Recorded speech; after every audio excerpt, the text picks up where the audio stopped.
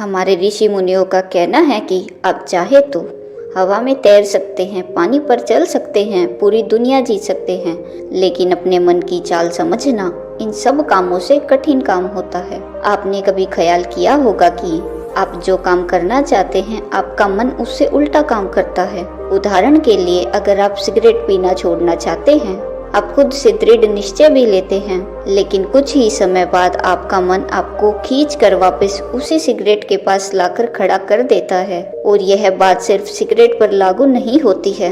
हमारे जीवन में, हम सब के जीवन में बहुत सारे ऐसे काम होते हैं, ऐसी आदतें होती हैं जिन्हें हम छोड़ना चाहते हैं, लेकिन हम चाह कर भी उन आदतों को छोड़ नहीं पाते हैं। लेकिन अगर हम प्रयास करके अपने मन की दृष्टा बन जाते हैं, उसके साक्षी बन जाते हैं, तो हम अपने मन की चाल को पकड़ सकते हैं। और अगर एक बार हमें अपने मन की चाल पकड़नी आ जाए तो फिर हम कोई भी आदत छोड़ सकते हैं, या फिर इसके उलट कोई भी आदत अपना सकते हैं, जैसे कि ब्रह्म मुहूर्त में उठने की, या फिर कोई भी ऐसा काम जिसे करने में हमें आलस्य आता है, क्योंकि हमारी आदतों के पीछे मूलभूत बिंदु हमारा मन ही होता है और हम उसे ही नजरअंदाज करके चलते रहते हैं और बाद में पछताने के सिवाय हमारे पास कोई चारा नहीं बचता। आज की जो बोध कहानी मैं आपको सुनाने जा रही हूँ, उसमें आपको कुछ ऐसे तरीके पता चलेंगे जिससे कि आप अपने मन की चाल को भली भांति पकड़ पाओगे, उसको जान पाओगे, उसका निरीक्षण कर पाओगे और उसके बाद अपनी आदतों में बदलाव कर पाओगे। एक बार एक वाचाल शिष्य अपने गुरु के आश्रम में शिक्षा ग्रहण करने के लिए जाता है। वह शिष्य अपने गुरु की बात कम सुनता था, लेकिन अपनी बात बताने के लिए वह बहुत उत्सुक रहता था। एक दिन गुरु ध्यान पर चर्चा कर रहे थे।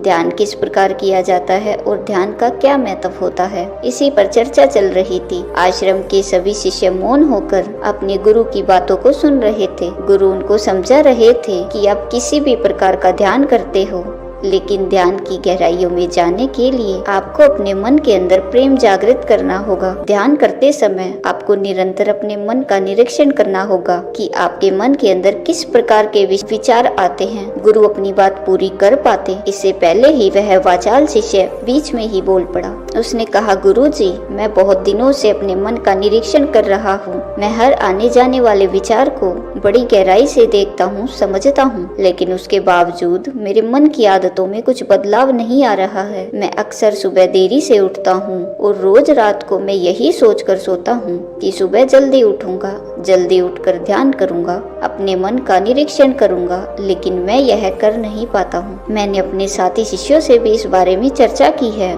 लेकिन उनके पास भी इसका कोई जवाब नहीं है। इस आश्रम में कोई एक दूसरे से बात ही नहीं करना चाहता। सब लोग चुपचाप रहते हैं, कोई चर्चा नहीं होती। ऐसे हम अपने मन को कैसे समझ पाएंगे, उसका निरीक्षण कैसे कर पाएंगे, जब तक हम अपने मन के विचारों का, अपने मन की आदतों का एक दूसरे के सामने जिक्र नहीं करेंगे, उसकी चर्चा नहीं करेंगे, उस पर बहस नहीं करेंगे, तब तक हम चुप रहकर अपने मन को कैसे समझ पाएंगे। कृपया करके इन सभी शिष्यों को समझाने की कृपया करें कि कम से कम एक दूसरे से अपने मन की बात साझा तो करें। उनके मन में क्या विचार चलते हैं, ध्यान में उनके अंदर क्या बदलाव आता है, वह क्या महसूस करते हैं ध्यान करते वक्त। कम से कम आश्रम में इन बातों की तो चर्चा होनी चाहिए। गुरु ने उस वाचाल शिष्य से पूछा कि तुम दूसरों के मन की बात क्यों जानना चाहते हो, उससे तुम्हारा क्या फायदा होगा? क्या तुम्हें आत्म निरीक्षण करने के लिए दूसरों के मन के विचार जानना जरूरी है? उनके मन में क्या चलता है, इससे तुम्हारा क्या फायदा होगा? क्या तुम मुझे इस बात का उत्तर दे सकते हो? वाचाल शिष्य ने अपने गुरु से इस प्रकार के उत्तर की अपेक्षा नहीं की थी। उसने सोचा कि बात तो गुरुजी ठीक कह रहे हैं, इससे मेरा क्या फायदा होगा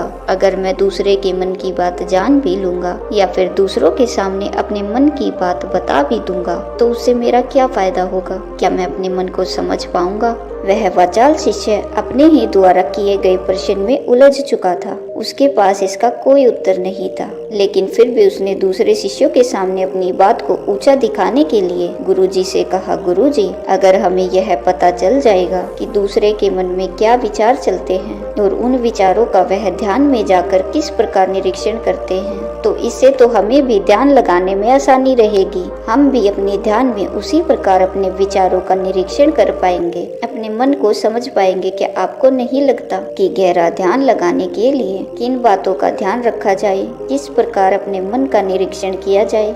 इस बात की चर्चा करने से दूसरे शिष्यों का भी भला हो सकता है। गुरुजी ने उससे पूछा कि मान लो कोई शिष्य गहरा ध्यान लगा पाता है और अगर वह तुम्हें अपनी मनोदशा बता भी दे कि किस प्रकार वह अपने मन का निरीक्षण करता है, अपने विचारों का निरीक्षण करता है, तो तुम्हें क्या लगता है कि तुम यह जानकर तुम गहरे ध्यान में उतर पाओगे? अगर तुम ऐसा सोच रहे हो तो मैं तुम्हें एक बात बता दूं कि तुम अपने ही मन के बनाए हुए जाल में खुद फंस जाओगे। अगर तुम्हें कोई ऐसी प्रक्रिया पता चल गई कि गहरे ध्यान में किस प्रकार प्रवेश किया जाता है, तो तुम्हारा मन उसी प्रक्रिया का अनुसरण करने की कोशिश करेगा। तुम वर्तमान में उपस्थित होकर अपनी मनोदशा नहीं समझ पाओगे, बल्कि तुम्हारा मन तो उस प्रक्रिया के विचारों में उलझा रहेगा। तुमने अपने मन को एक काम दे दिया करने के लिए और तुम्हारा मन उसी काम को करता रहेगा। तुम भी उसी काम में सम्मिलित हो जाओगे, तो तुम अपने मन का निरीक्षण किस प्रकार कर पाओगे? क्योंकि तुम तो खुद अपने मन के साथ समृद्ध हो गए, तुम तो खुद अपने मन के साथ एक हो गए। गुरुजी ने बताया कि तुम अपने मन को तभी समझ सकते हो जब तुम अपने मन से अलग हटकर अपने मन को देख पाओ, अपने मन की चाल को दूर से खड़े होकर समझ पाओ। जिस भी विषय को या जिस भी चीज को तुम्हें समझना है, तुम्हें उसे अलग होकर देखना होगा। अगर तुम उसके साथ एक हो गए तो तुम उसको कभी नहीं समझ पाओगे, तुम उसके साथ सम्मिलित हो जाओगे। जिस प्रकार तुम अपने विचारों को समझने की कोशिश करते हो, लेकिन विचारों को समझते समझते तुम अपने विचारों में खो जाते हो, कभी अनुभव किया है तुमने? शिष्य ने हाँ में सर हिलाते हुए कहा कि गुरुजी, जब भी मैं अपने विचारों का निरीक्षण करने लगता हूँ तो ऐसा ही होता है, मैं अपने ही विचारों में खो जाता हूँ। कुछ समय बाद मुझे ध्यान में आता है कि मैं अपने विचारों का निरीक्षण कर रहा था और उसके बाद मैं फिर से अपने विचारों का दृष्टा बन जाता हूँ, उनका साक्षी बनने की कोशिश करने लगता हूँ, लेकिन कुछ समय बाद मैं फिर से अपने विचारों के साथ एक हो जाता हूँ। गुरुजी ने सभी शिष्यों को समझाते हुए कहा कि जिस प्रकार एक गुस्से से भरा हुआ आदमी कभी भी अपने गुस्से का निरीक्षण नहीं कर पाता, क्योंकि वह खुद अपने गुस्से के साथ एक हो जाता है, वह अपने गुस्से को ही अपना अस्तित्व मान लेता है और इसीलिए वह यह कभी नहीं देख पाता कि गुस्सा उसके मन को किस प्रकार प्रभावित कर रहा है, किस प्रकार यह गुस्सा उसके मन को दुखी कर जाएगा। वह कभी नहीं देख पाएगा, क्योंकि उसके पास वह कला नहीं है कि वह अपने गुस्से को अपने से अलग करके देख पाए। इसी चीज के लिए सारे अभ्यास बने हुए हैं, इसी चीज के लिए सारे अभ्यास बने हुए हैं, ताकि तुम एक दृष्टा, एक साक्षी बनकर सभी चीजों को उसके परिपूर्ण, उसके असली स्वरूप में देख पाओ। और जब तुम सभी चीजों का, सही विचारों का असली स्वरूप देख लेते हो, तब तुम्हें इसकी अनित्यता पता चलती है। तब तुम्हें पता चलता है कि यह सब आने जाने वाली चीजें हैं, लेकिन चेतना, कॉन्शियसनेस, वह हमेशा इंसान के साथ रहती है। वह दृष्टा, वह साक्षी जो उसको दिख रहा है, वह हमेशा जीवित रहता है, वह कभी नहीं मरता, वह अनित्य है और वही चेतना होती है। चेतना कभी भी किसी चीज से बंधी हुई नहीं होती। चेतना तुम्हारा होश है। दूसरी चीजों को उनके स्वरूप में देख पाने की कला तुम्हें तुम्हारी चेतना से ही मिलती है। जितनी प्रगाढ़ तुम्हारी चेतना होगी, उतने ही अच्छे तरीके से तुम चीजों से अलग हटकर उनको देख पाने में सक्षम हो पाओगे। इसीलिए अपनी चेतना को ऊपर उठाने का काम करो, ताकि तुम अपनी चेतना से किसी भी चीज का असली स्वरूप देखने में सक्षम हो पाओ।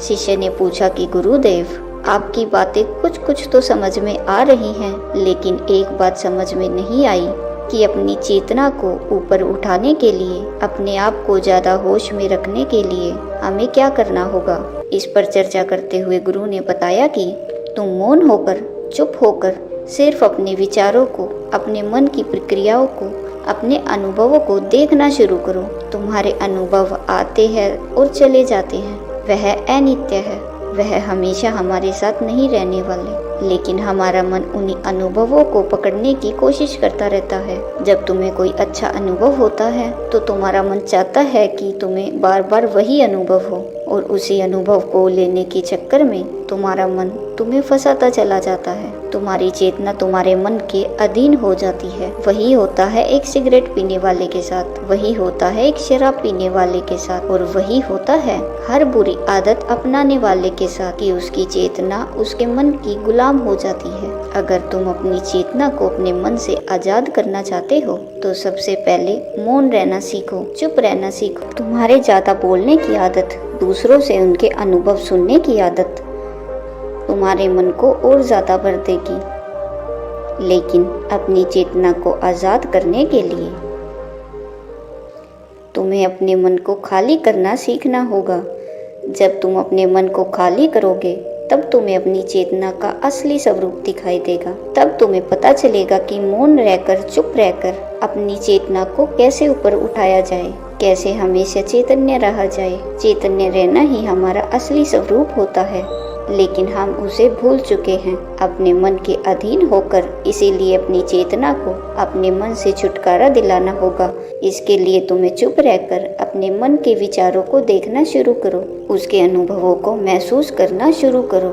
जब तुम अपने मन के साक्षी हो जाते हो, अपने मन के दृष्टा हो जाते हो, उसे देखने वाले हो जाते हो, तब तुम्हें पता चलता है कि तुम्हारे मन में एक विचार जाता है तो दूसरा आ जाता है, दूसरा जाता है तो तीसरा आ जाता है। और इस प्रकार जिस तरह सड़क पर भीड़ चल रही होती है, लोगों का हुजूम चल रहा होता है, एक आदमी जाता है तो दूसरा आता है, दूसरा जाता है तो तीसरा आता है, उसी प्रकार हमारे मन की भूमि में अनेकों अनेक विचार आते और जाते रहते हैं। लेकिन धीरे धीरे हम उनसे जुड़ते नहीं हैं, उनके साथ बहने नहीं लग जाते, उनके साथ खो नहीं जाते, बल्कि उनको साक्षी होकर देखते रहते हैं। और देखते देखते धीरे धीरे वह सभी विचार विलीन होने लगते हैं, और उसके बाद हमारे मन की भूमि पूरी तरह से खाली हो जाती है। और अब हमें पहली बार अपने चैतन्य होने का पता चलता है। हमें पता चलता है कि हमारी चेतना ही हमारा असली आनंद है, वही हमारा स्वरूप है। और उसके लिए अपने मन की भूमि से खरपतवार हटानी जरूरी होती है।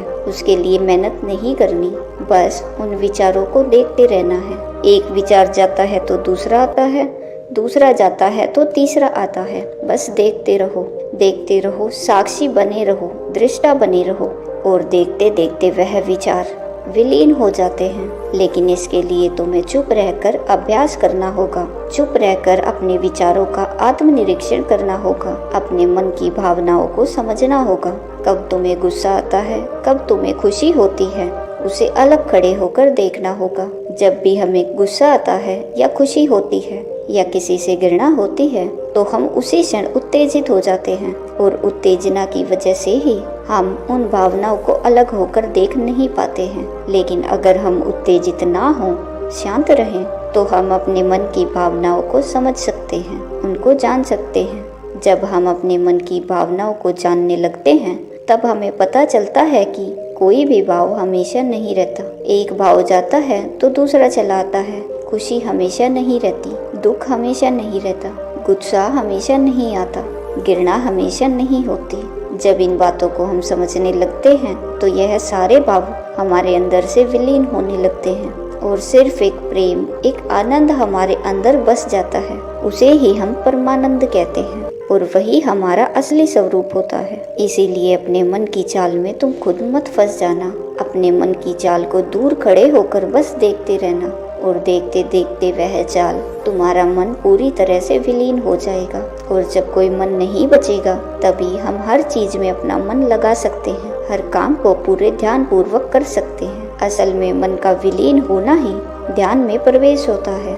जब तक हमारा मन हावी होता है तब तक हम ध्यान में प्रवेश नहीं कर पाते, क्योंकि हमारा मन करेगा तब हम ध्यान करेंगे, और जब हमारा मन नहीं करेगा तब हम ध्यान नहीं करेंगे।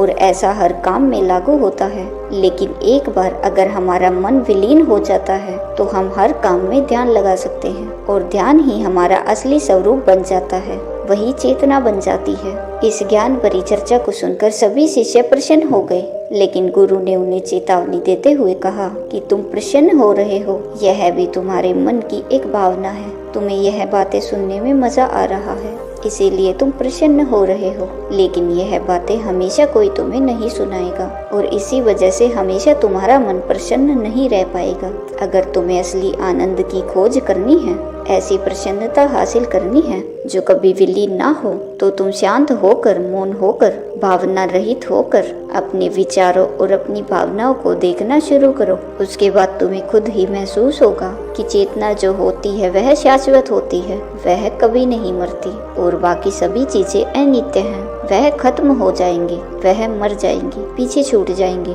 कोई भी चीज इस संसार में शाश्वत नहीं होती सिवाय हमारी चेतना की। जब हमारे प्राण छूटते हैं तो हमारे शरीर से सबसे पहले हमारी चेतना ही निकलती है, इसीलिए चेतना कभी नहीं मरती। गुरु ने सभी को निर्देश देते हुए कहा कि आज हम मौन रहकर अपने मन के विचारों और उसकी भावनाओं पर ध्यान लगाएंगे, उसके साथ सम्मिलित नहीं होंगे, बस उसे दूर से खड़े होकर देखते रहेंगे। थोड़ा कठिन है, लेकिन अभ्यास करने से तुम इसमें पारंगत हो जाओगे। और इसके बाद गुरु ने सभी को ध्यान लगाने का संकेत दिया। तो दोस्तों, उम्मीद करती हूँ आपको इस कहानी से बहुत कुछ सीखने को मिला होगा।